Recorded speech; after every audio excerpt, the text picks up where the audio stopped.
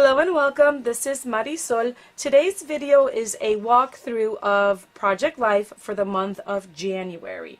I will be using a monthly format in 2019 and I will be using a 9x12 album. That is a change for me. I've been working in the 6x12 size for a few years now, and while I really liked that size, I was ready for a change, something new, something to challenge me a little bit. And I felt like I needed more room for more pictures and more stories. And as I was working through this month, I really enjoyed the creative challenge and the bigger format. Throughout the month of January, I used the Ali Edwards Story by the Month kit, and I killed the kit. All I have left are these two cards, 4 pieces of chipboard, and obviously the stamp set. I used the stamp set a lot throughout the month and it was a lot of fun to do that. I decided that I was only going to keep that monthly subscription, which is a low-cost subscription, and challenge myself to use that throughout the year and to use my stash. I was feeling overwhelmed with all of what I have in my space and wanted to challenge myself to use what I have and not buy so much. And I think I'm off to a good start. Alright, let's get started. I will share these later. These are things that I have set myself up with so that I could be successful in keeping up with my album for 2019. For the intro page, I used a 4-pocket 6x8 page protector and included these 4 chipboard numbers and stamped on each one of them. I really like the way that this came out. I think it makes quite an impact in the album when you first open it. I will have to add a Avery tab here though, and I'm going to leave the back side alone. I'm not going to do anything to that.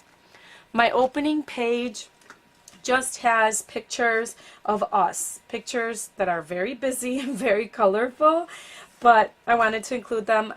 I don't have a lot of pictures of all of us together, and that's just the way that it is with a growing family and with kids who move out and go to college and things like that. So I just, let's see, I used 3 chipboards here, used a card there. I used these puffy stickers that are numbers from Ali Edwards. That didn't come in the kit. I had that in my stash, but that green matched perfectly with this green.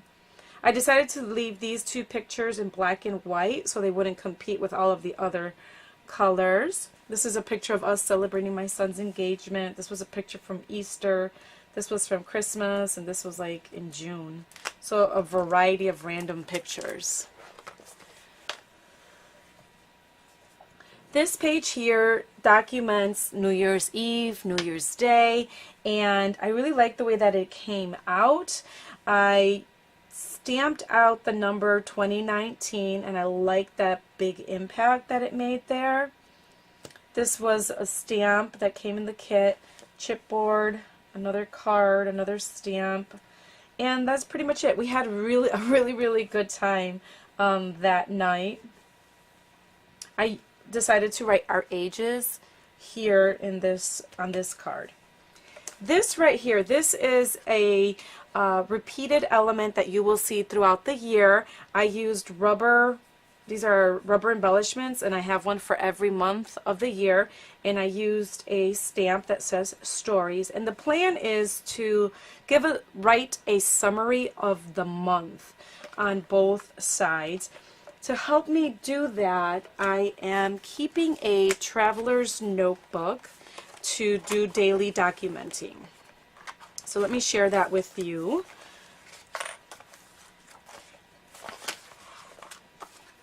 It's just a standard traveler's notebook. It's actually pretty thick, and I got it from Ali Edwards. And I've been journaling every day and just documenting facts, documenting feelings, and I'm using this to help me at the end of every month to document in my Project Life album. So that is the plan for that. Actually, let me just show you the rest of the ones that I made. They're all exactly the same. So there's February, and then I have them all through the end of the year. They're really easy to make. I just used graph paper and trimmed it down to 3 by 8, glued this on, and then stamped the word stories. This page right here is my favorite of the month.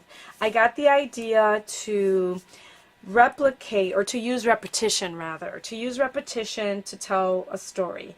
And I had each of my family members answer these prompts, which state loving, watching, listening, eating, drinking, and going. And then I added a picture of each of us underneath the card and dated it and wrote down where that picture was taken or what event that picture was from.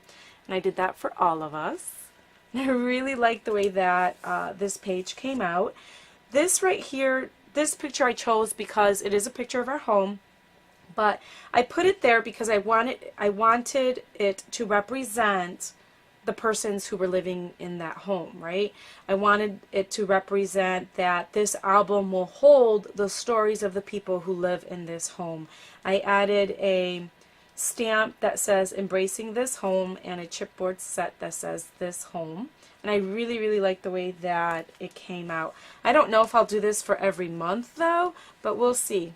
I don't know. So there's that page.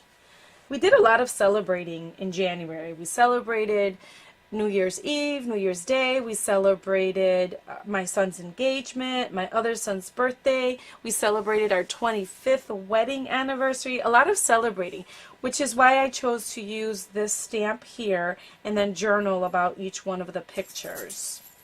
I chose this blue to complement the blue in this card right there and just used label stickers to give a little bit of information about each of the pictures. I'm also going to use this roller date stamp throughout the month because it is a monthly approach. I felt like it was going to be important to document the date that the photo was taken. Another goal of mine for 2019 is to add more memorabilia into my album. I did that a lot when I first started Project Life back in 2009 through 2013. I added a lot of stuff into the album, and I want to get back to doing that. And I start with a card that I gave my husband for our wedding anniversary, and it's just in a page protector there. On the back side of the page of the card, I have a 6x8 layout that documents our wedding anniversary, what we did to celebrate our wedding anniversary. The right side of the page is dedicated to me and my husband and our time throughout these 25 years, right? I use a picture from our wedding. I used the picture back from 2005 and then us now. I added these room cards from the hotel that we stayed at, the business card from the restaurant, and then for this here, this was the notepad that came in the hotel room, and I just trimmed it down and heat embossed the number 25 in silver because it was our 25th silver wedding anniversary. This rose picture here that you see is actually a picture I took of the roses that my husband gave me, and then I journaled the story on vellum and overlaid it on that picture of the roses, and I really like the way that it came out. And then the last page for the month is this one, and I love the way that it came out because of the colors. I like that there was yellow here and here and here, as well as in my husband's hat and my son's uniform. And then I added this chipboard piece here and just used ink to match it for this card. And this was so funny. my daughter said, "Mom, I was so cold last night," and my 7-year-old son replied, "Maybe Old Man Winter went into her room," and it made me laugh so much. As I was prepping for this monthly approach, I looked back at my other Project Life albums and found that I was so happy that I documented a lot of what my kids say, and that is another goal that I would like to achieve this year, is to add more of those conversations and what they say throughout the year. It's just so funny, and I think that that daily journaling will help me to do that as well. I want to note that I am trimming down chipboard. I think that this album is going to be really big and heavy, and I want to cut down on bulk, and I can do that by trimming down my chipboard, and I use this tool to do that. I just slice it. Here, let me show you how I do it. I just take the chipboard and get as close as possible, and voila, that's it. And then I just use some glue on the back, and my chipboard is significantly thinner, but still in my album. So there you have it. There is my January Project Life. And let me show you what I am doing to help me reach my goals. This is the album that I'm using, by the way. It's a Studio Calico album, and I bought it when it was on clearance, so it was like, I don't know, $7.99 or something like that. I don't love the print, but because it is a trial that I'm doing this 9x12, I didn't want to invest in a really expensive album if I'm not going to stick with this format. In the back of my mind, I do have the thought that I might switch back to 6x12 if this doesn't work out for me, but I really liked it so far this month, so it looks like I will be sticking with it. Okay, so this is what I'm doing to help me with the goal of adding more memorabilia to my album. I have a calendar in a page protector, and I have one for each month of the year, all the way through December. And what the plan is to keep this in my kitchen, on my kitchen counter, so that when I get something that I think I might want to use in the album, I'll just stick it right in here. And then at the end of the month, I'll bring it to my scrapbook room and use whatever I like throughout the month. I may not use everything. I may use some of it, I may use everything, I may use none of it, but I want the option. I want to have that option of, these are some of the things that I could use. So as you can see, I didn't use these ticket stubs for the month of January, and that is okay. Another reason I wanted to do this was because if I fall behind, if I, for some reason in February, for example, I don't get to it right away, at least I'll have all of that memorabilia in one place, and I can go back to it pretty quickly, pretty easily when I do decide to document that month. This is another item that I'm using, which is the yearly calendar along with the week number. Now, I'm not going to be using the week numbers, but I thought it might be helpful anyway, and then the holidays there. And lastly, I'm using this planner page, what I'm calling a planner page. I've created one for each of the different styles of page protectors that are available for 9x12. So this is the 3B. This one is 4B. And I forgot this one to label that one. I don't remember which one that is. That's okay. Anyhow, there's that one.